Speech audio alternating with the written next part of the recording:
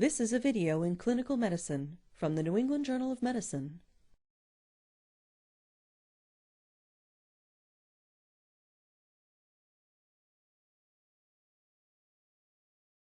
This video will demonstrate safe and successful methods of performing lumbar puncture.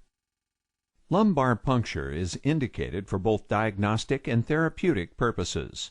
Also, the administration of spinal and epidural anesthesia involves the use, essentially, of this same technique.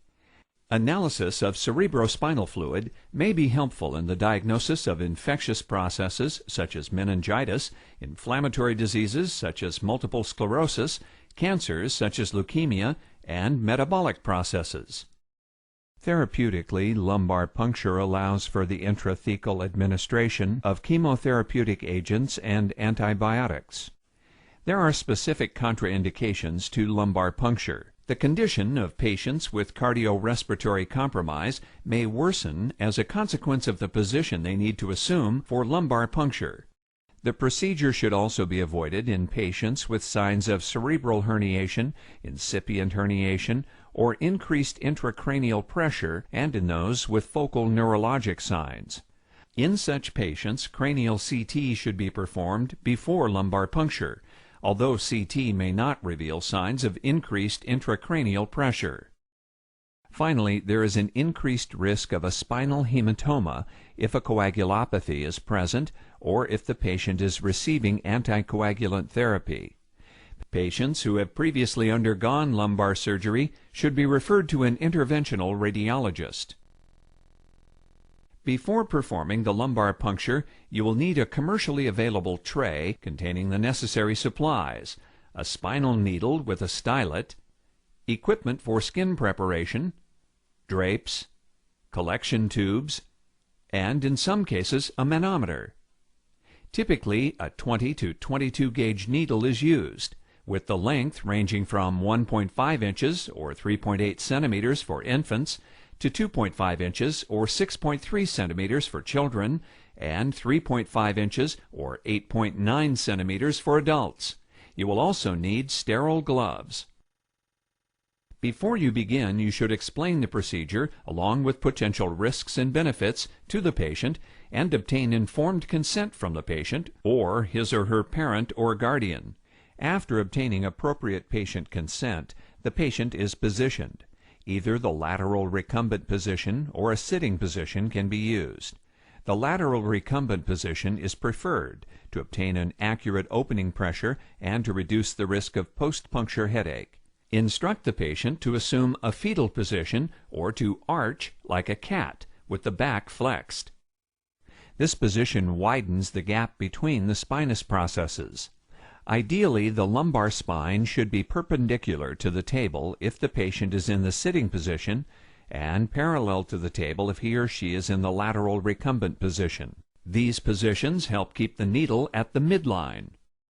A line is visually drawn between the superior aspects of the iliac crest and intersects the midline at the L4 spinous process.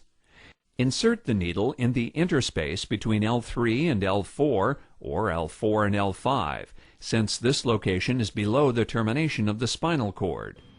Palpate the landmarks before preparing the skin and before administering local anesthesia, since the anesthesia may make landmarks harder to identify.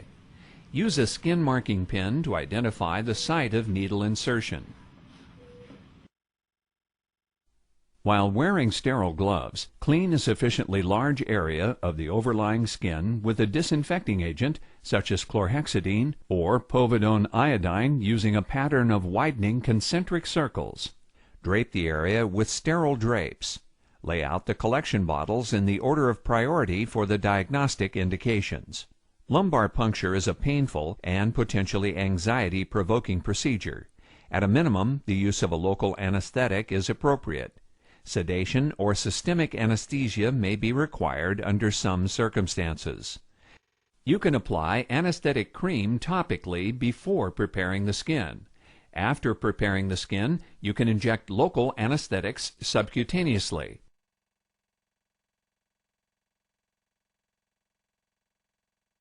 Identify the anatomical landmarks once again. and insert the needle, with stylet firmly in place, in the midline at the superior aspect of the inferior spinous process, directing it at an angle of approximately 15 degrees, as if aiming at the patient's umbilicus. Either use a pencil-tipped needle or ensure that the bevel of the needle is in the sagittal plane in order to spread rather than cut the fibers of the dural sac. These fibers run parallel to the spinal axis. The use of this needle position should theoretically decrease the leakage of cerebrospinal fluid. If properly positioned, the needle should pass through the skin, the subcutaneous tissue, the supraspinous ligament, the interspinous ligament between the spinous processes, the ligamentum flavum, the epidural space, including the internal vertebral venous plexus, the dura, the arachnoid, into the subarachnoid space, and between the nerve roots of the cauda equina.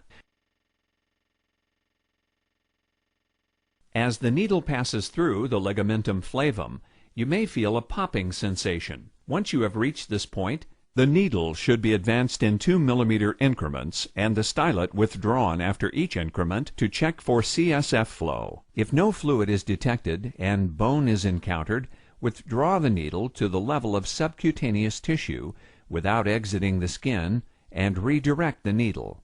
Fluid will flow once the needle enters the subarachnoid space. If the lumbar puncture is traumatic, the cerebrospinal fluid may be tinged with blood. As additional fluid accumulates in the barrel, the fluid should become clear, unless the source of the blood is a subarachnoid hemorrhage. If the flow is poor, a nerve root may be obstructing the opening of the needle, and you should rotate the needle 90 degrees. If drops of blood enter the needle, it may become clogged. In this case, you should obtain a new needle and enter the site through a different interspace. For you to obtain an opening cerebrospinal pressure, the patient must be in the lateral recumbent position. Use a flexible connector and attach a manometer to the hub of the spinal needle. After waiting for the column of fluid to rise and possibly seeing pulsation from cardiac or respiratory motion, you may take a measurement. If the cerebral spinal fluid pressure exceeds 25 centimeters of water, you should closely monitor the patient for signs of herniation and determine the cause of the patient's elevated intracranial pressure. You must allow cerebrospinal fluid to drip into the collection tubes. Never aspirate cerebrospinal fluid. Even a small amount of negative pressure can precipitate a hemorrhage. The amount of fluid collected should be limited to the smallest volume necessary for testing. Typically, 3 to 4 milliliters of fluid is sufficient for routine indications. By turning the stopcock toward the patient, fluid in the manometer may be collected. After collecting an adequate specimen, replace the stylet and remove the needle.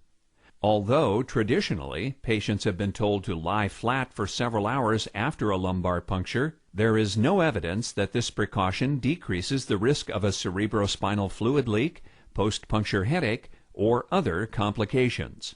All sharps should be properly disposed of in appropriate sharps containers or needle lock devices to help minimize the risk of needle stick injury. Obese patients may represent a challenge due to difficulty in identifying landmarks.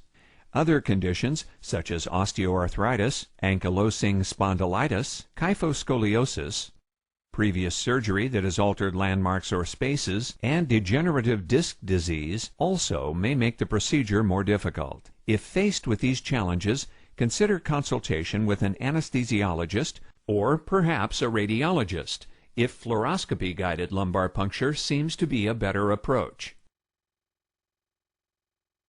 Lumbar puncture has numerous possible complications, including cerebellar herniation, referred pain, headache, bleeding, infection, the formation of a subarachnoid epidermal cyst, and leakage of spinal fluid. You can avoid many of these complications by conducting a careful assessment of the patient before the procedure, including a thorough neurologic examination and retinoscopy, and monitoring the patient throughout the procedure. A subarachnoid epidermal cyst occurs when a skin plug is introduced into the subarachnoid space. The standard use of a needle with a stylet will avoid this complication. Leakage of spinal fluid can occur at the puncture site. A large bore spinal needle is more likely than a smaller bore needle to produce a leak, so the latter should be used whenever possible. In the case of persistent leakage of spinal fluid, an anesthesiologist should be consulted to determine whether a blood patch is needed to occlude the leak. Lumbar puncture is a commonly performed procedure that can be a very useful aid in clinical diagnosis and treatment.